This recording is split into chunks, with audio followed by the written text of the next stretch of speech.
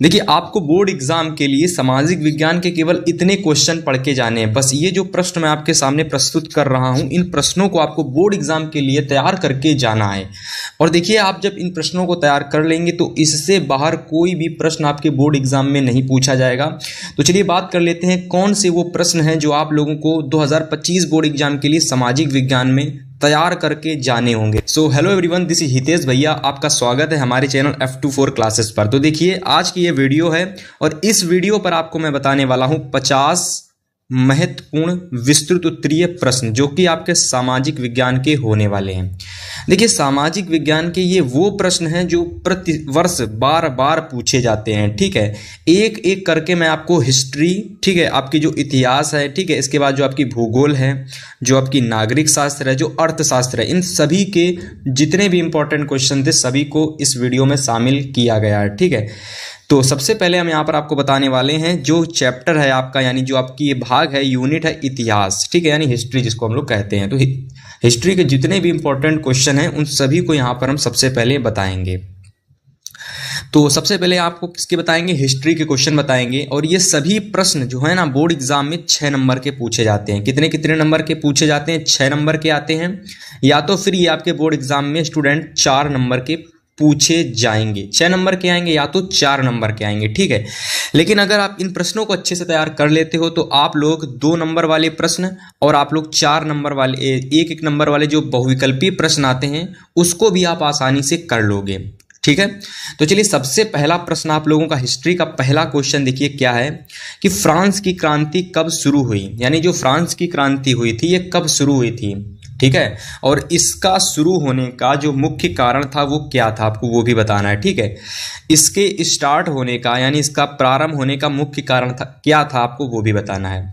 देखिए, ये प्रश्न जो है ना 2 तरीके से पूछा जाता है बोर्ड एग्जाम में। ठीक है, लेटेस्ट क्वेश्चन है, 2024 बोर्ड एग्जाम में जरूर पूछा जाएगा। ठीक है, और मैंने यहाँ पर लिखा नहीं है, मैं आप लिख सकता था कि वेरी इंपॉर्टेंट 2022-23 में पूछा गया है, लेकिन मैं आपको बता चलता हूँ कि भाई जो भी प्रश्न है, जो भी जिस वर्ष में पूछे जाएंगे, मैं उसका आप सभी लोगों को संकेत बताता चलूंगा।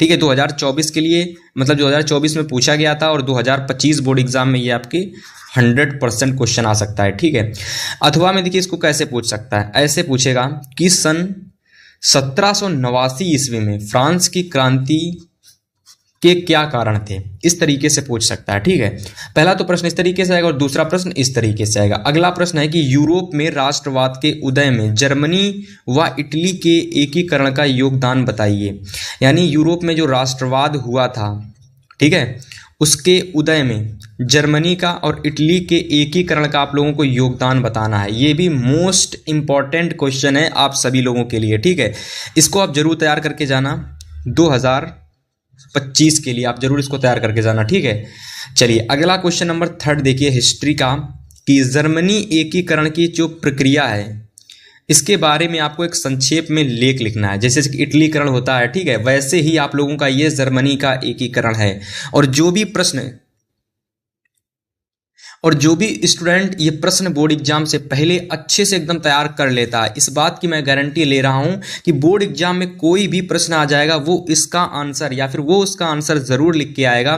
सबसे पहली बात तो ये है कि इससे बाहर ही कोई प्रश्न आपका एग्जाम में नहीं आएगा। ठीक है, ये वो प्रश्न है जो आपके बार बार एग्जाम में आते हैं और 2025 में भी यहीं से ही प्रश्न आने वाले हैं। ठीक है, तो चलिए हम क्वेश्चन नंबर हम बात कर लेते हैं 4 की। ठीक है, और अथवा में ये पूछा जा सकता है जर्मनी का एकीकरण दूसरे तरीके से कि जर्मनी का एकीकरण कैसे हुआ, संक्षिप्त में विवरण दीजिए। ठीक है, मतलब आसान तरीके से पूछा जा सकता है कि जर्मनी के एकीकरण की प्रक्रिया क्या थी, बस आपको इतना तैयार कर लेना है। अगला प्रश्न है देखिए, राष्ट्रवाद से क्या तात्पर्य है, यूरोप में राष्ट्रवाद के उदय होने में कौन सी परिस्थितियां सहायक हुई। यूरोप में राष्ट्रवाद, ये भी आपके 2025 के लिए बहुत ज्यादा इंपॉर्टेंट क्वेश्चन है। ठीक है, चलिए 5 नंबर प्रश्न को देखते हैं कि इटली के एकीकरण की जो प्रक्रिया है इसको आपको संक्षेप में लिखना है। अब मैंने आपको बताया था ना कि भाई जो इटली का एकीकरण है वो भी बोर्ड एग्जाम में आता है, तो ये इटली का आप लोगों का एकीकरण है। ठीक है, तो इस तरीके से ये 5 प्रश्न सबसे पहले आपको अच्छे से इनका स्क्रीनशॉट ले लेना है, क्योंकि ये 5 प्रश्न बहुत ज़्यादा एग्जाम में पूछे जाते हैं। तो चलिए अब मैं आपको बताने वाला हूँ अगले इंपॉर्टेंट क्वेश्चन। चलिए अगला प्रश्न देखते हैं, क्वेश्चन नंबर 6 प्रश्न नंबर 6। प्रश्न नंबर 6 आप सभी लोगों का हिस्ट्री के दूसरे चैप्टर से लिया है, जो कि है भारत में राष्ट्रवाद। प्रश्न है आप लोगों का कि सत्याग्रह का क्या अर्थ है। महात्मा गांधी द्वारा चलाए गए जो 3 सत्याग्रह आंदोलन है उनका आपको विश्लेषण करना है, यानी उनको आपको संक्षेप में बताना है। देखो, जो महात्मा गांधी थे इनसे संबंधित बोर्ड एग्जाम में बहुत प्रश्न आते हैं हिस्ट्री से, ठीक है। तो ये सबसे ज़्यादा इंपॉर्टेंट क्वेश्चन है, ठीक है। तो आप लोगों को इस प्रश्न को अच्छे से 2025 के लिए तैयार कर लेना है, ठीक है। चलिए अगला प्रश्न देखते हैं।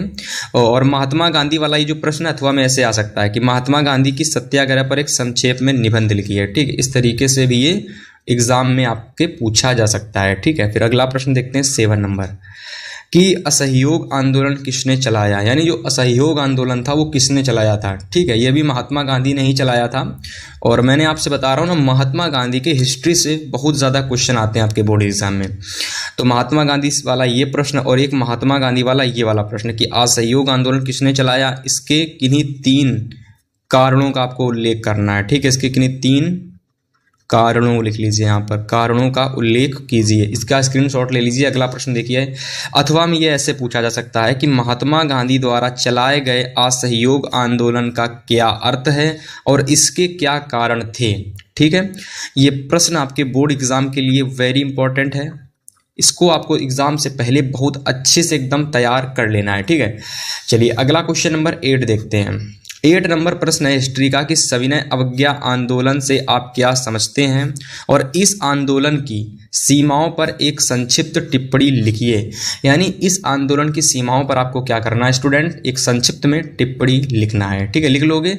सविनय अवज्ञा आंदोलन हो गया, सबसे पहले इसको अच्छे से एकदम देख लो, तैयार करके ही जाना है। असहयोग आंदोलन हो गया, ठीक है, इसको एकदम बहुत अच्छे से तैयार करके जाना है। और एक आंदोलन और है आपका, ठीक है, नमक सत्याग्रह, ठीक है, नमक सत्याग्रह, वो भी आपका आता होगा अभी यहाँ पर, तो उसको भी मैं आपकी बताने वाला हूँ। फिलहाल 9 नंबर क्वेश्चन है कि 1930 में महात्मा गांधी ने नमक को अपना आंदोलन का आधार क्यों बनाया और इस आंदोलन का क्या प्रभाव पड़ा, ठीक है।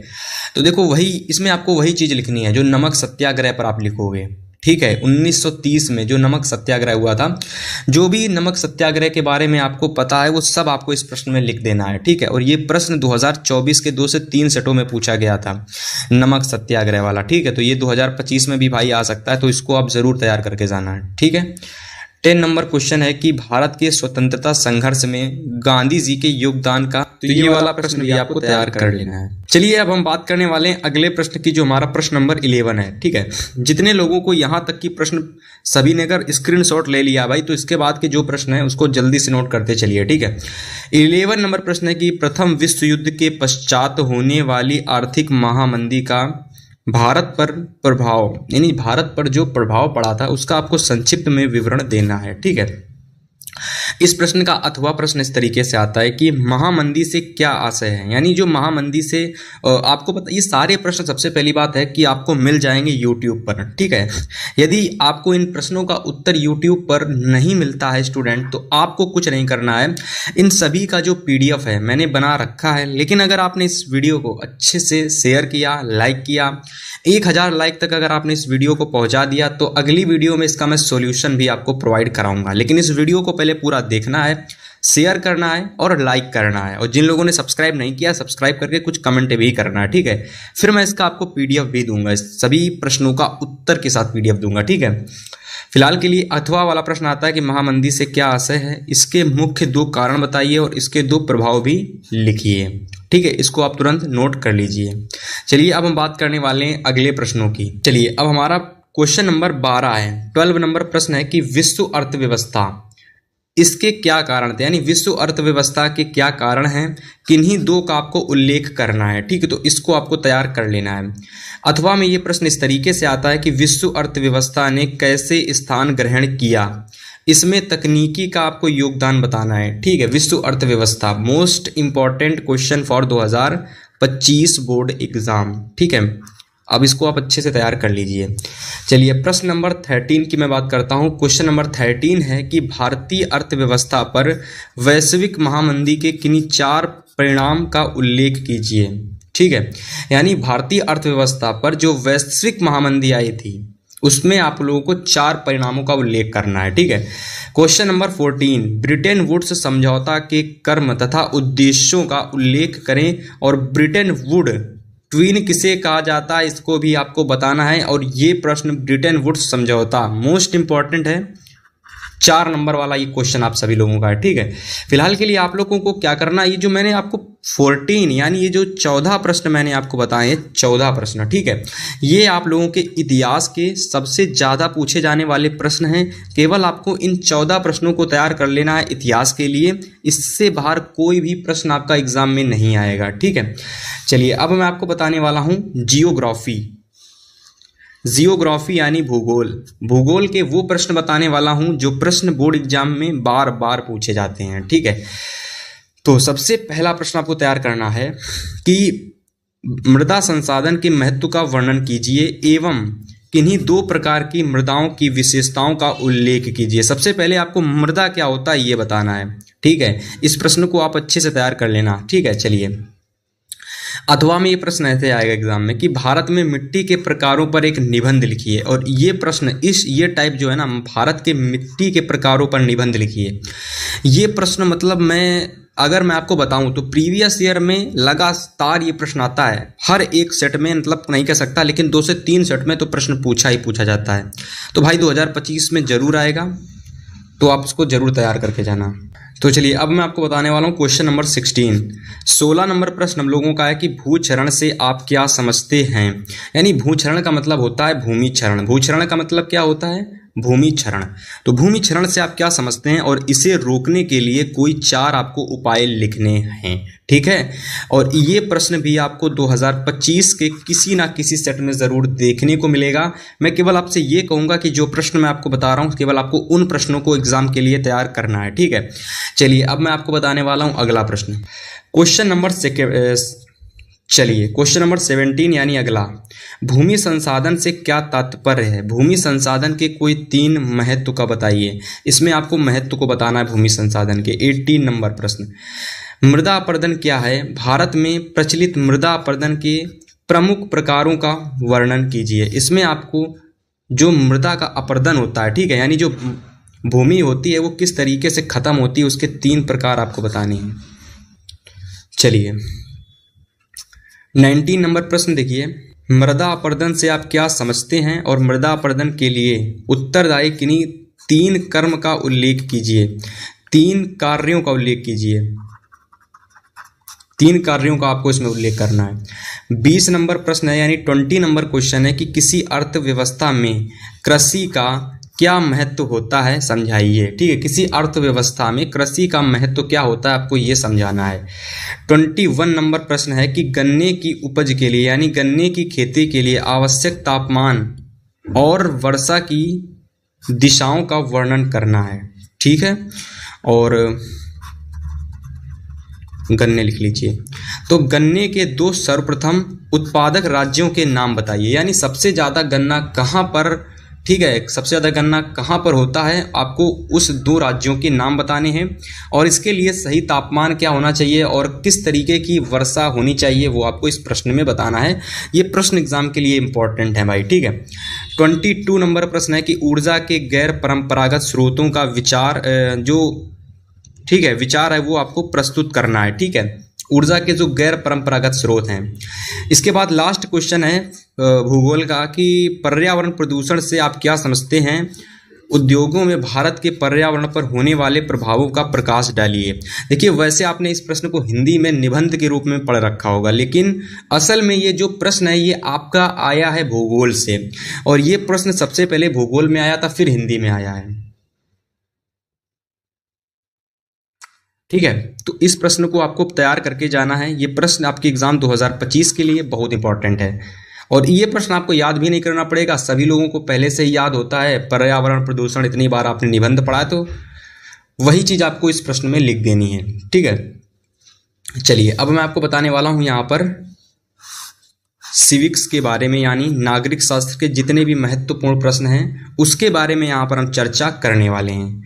ये जो प्रश्न आपके सिविक्स के हैं यानी नागरिक शास्त्र के 2025 बोर्ड एग्जाम के लिए बहुत ज़्यादा इंपॉर्टेंट हैं।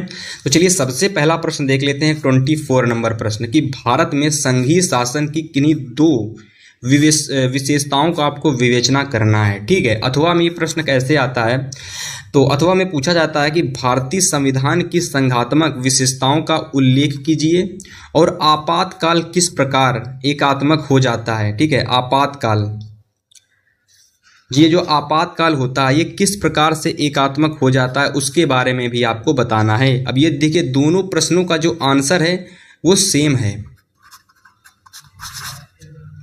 ठीक है, दोनों प्रश्नों का आंसर आप लोगों का सेम है, लेकिन क्वेश्चन को देखोगे तो अगर दोनों ही अलग अलग तरीके से लग रहे हैं। ठीक है, जैसे यहाँ भारतीय संविधान थोड़ा सा समझ में आ रहा है, यहाँ पर भारतीय संविधान संघीय शासन आ रहा है, यहाँ पर भारतीय संविधान आ रहा है, लेकिन दोनों प्रश्नों का जो आंसर है वो एक ही है। ठीक है, दोनों प्रश्नों का एक ही आंसर है। अगर ये प्रश्न आया फिर भी आप वही आंसर तैयार करोगे, लिखोगे, ये प्रश्न आया तो भी आप वही आंसर लिखोगे, जो इसका आंसर है वही इसका आंसर होगा।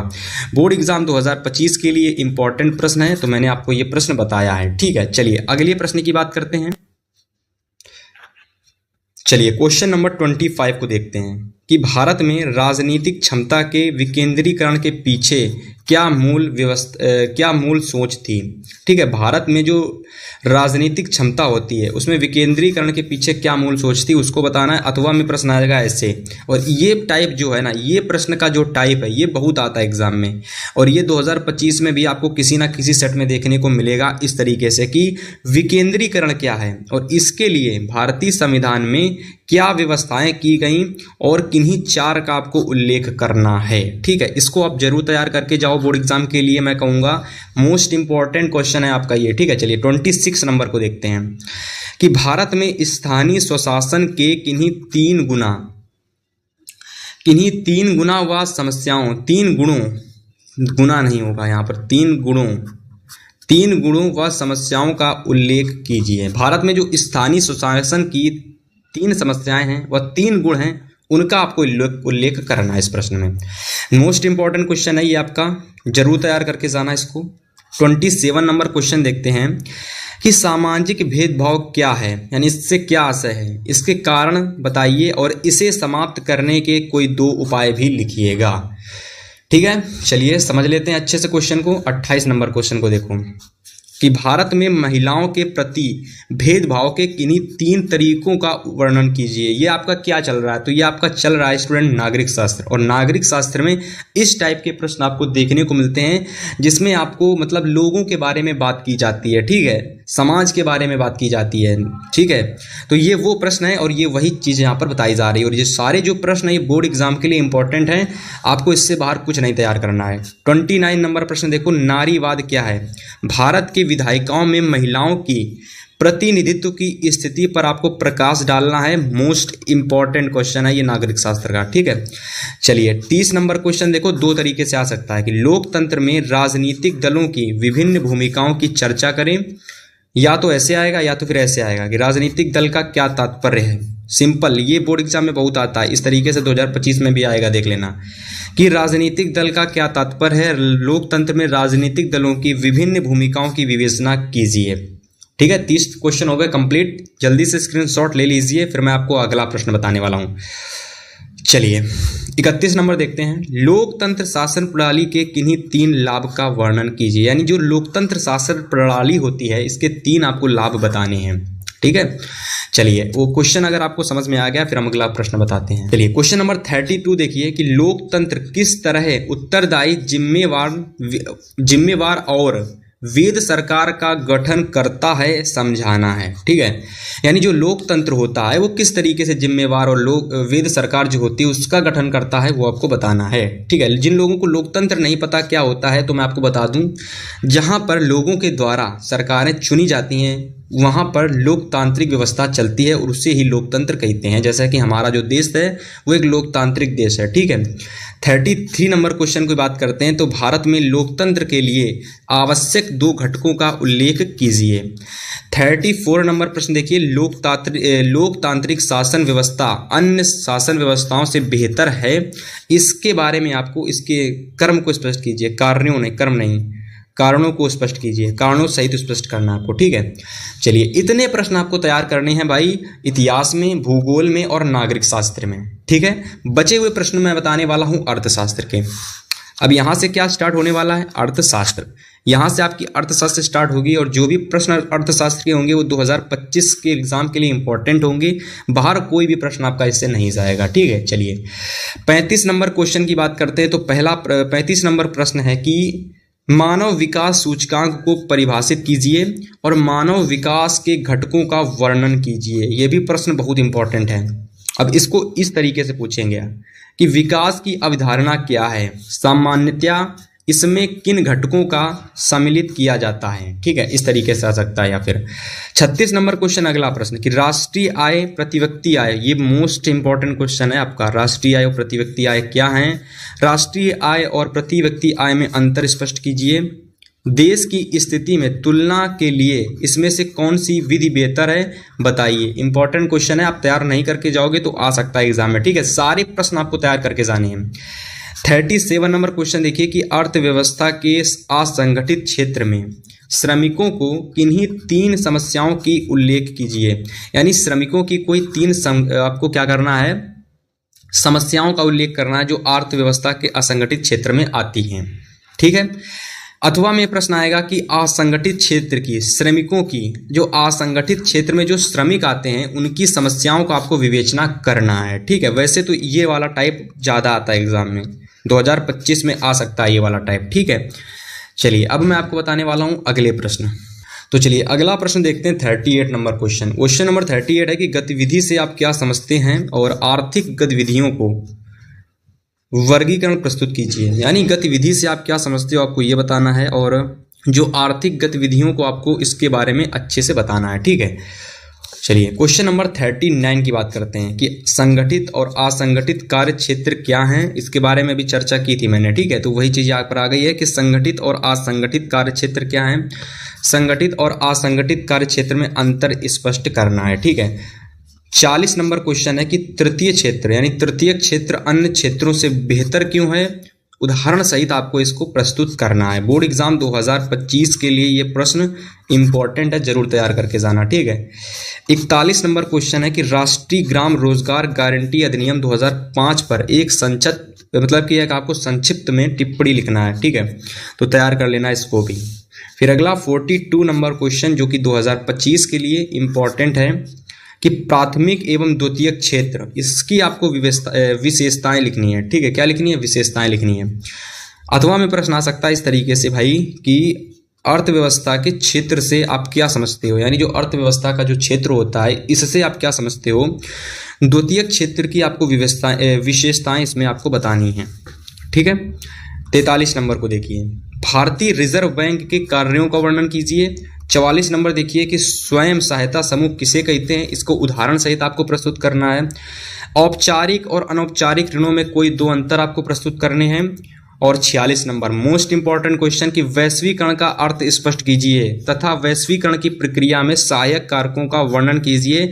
बहुत एग्जाम में आता है, 2025 में भी आपके एग्जाम में पूछा जा सकता है, ठीक है। चलिए अथवा में, और देखिए अथवा में इसको दूसरे तरीके से पूछा जाएगा, चलो इसको बात कर लेते हैं।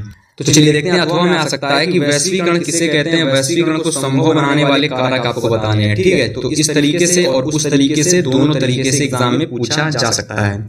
47, 48, 49, 50। तो 47 नंबर की बात करते हैं कि विदेशी व्यापार से आप क्या समझते हो, मोस्ट इंपॉर्टेंट क्वेश्चन।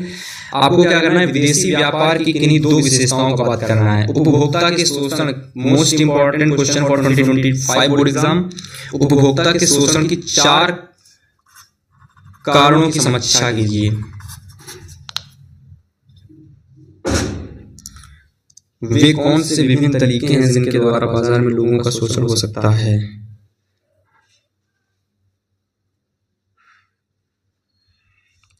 चलिए क्वेश्चन नंबर 48 को इस तरीके से पूछा जा सकता है कि वे कौन से विभिन्न तरीके हैं जिनके द्वारा बाजार में लोगों का शोषण हो सकता है, ठीक है। तो इसको तैयार कर लीजिए। उपभोक्ता के कुल कितने अधिकार होते हैं, ठीक है, अधिकारों का नाम लिखना है। और 50 नंबर प्रश्न, लास्ट प्रश्न है कि भारत में उपभोक्ता आंदोलन को प्रारंभ करने के लिए उत्तरदायी कारणों का, ठीक है, कारण लिखो यहाँ पर, कारणों का व्याख्या कीजिए। तो फाइनली इस तरीके से इस वीडियो में जो प्रश्न आपको बताए गए हैं, ये प्रश्न आपके 2025 बोर्ड एग्जाम के लिए सामाजिक विज्ञान के सबसे ज्यादा 50 महत्वपूर्ण प्रश्न थे। अगर आप इनको तैयार कर लेते हो तो इससे कोई भी प्रश्न आपका बाहर नहीं जाएगा।